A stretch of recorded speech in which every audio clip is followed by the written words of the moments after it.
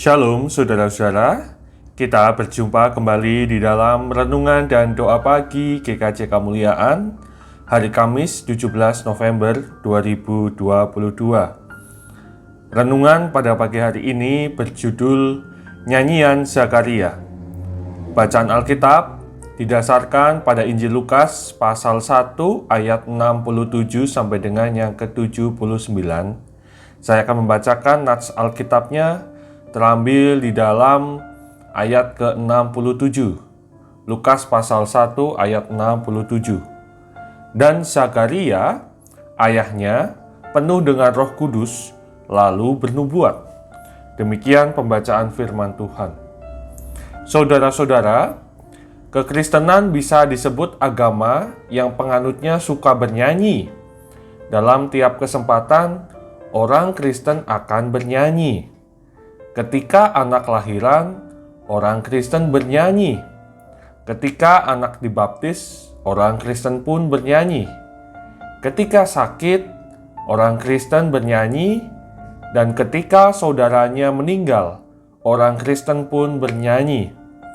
Dalam setiap peristiwa hidup, selalu ada nyanyian yang mengiringi. Bacaan Lukas pada hari ini berisi nyanyian pujian Zakaria. Zakaria memuliakan Allah dan menubuatkan masa depan Yohanes anaknya. Zakaria gembira sebab selama Elisabet mengandung, dia menjadi bisu. Namun setelah Elisabet melahirkan Yohanes, Zakaria dapat berbicara kembali.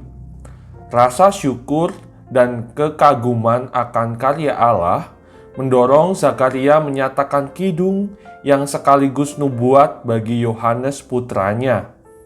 Katanya dalam lagu pujiannya, "Terpujilah Tuhan Allah Israel, sebab Ia melawat umatnya dan membawa kelepasan baginya.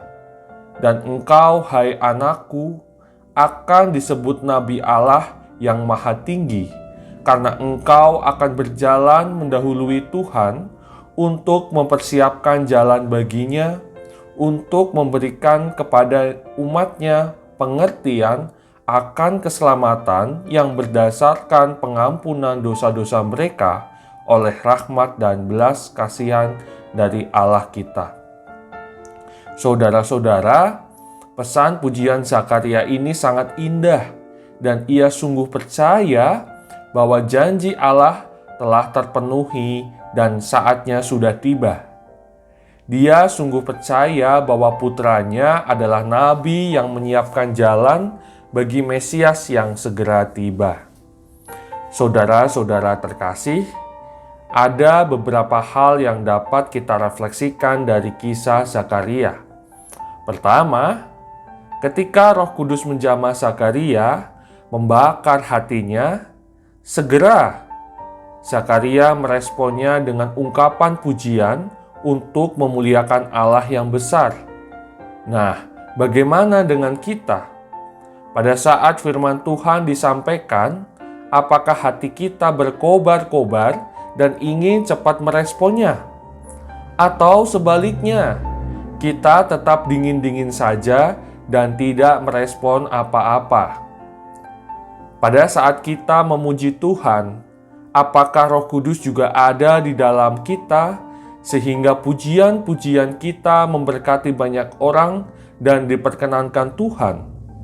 Ataukah pujian kita hanya untuk memuji diri sendiri, sehingga kita mencuri kemuliaan Tuhan?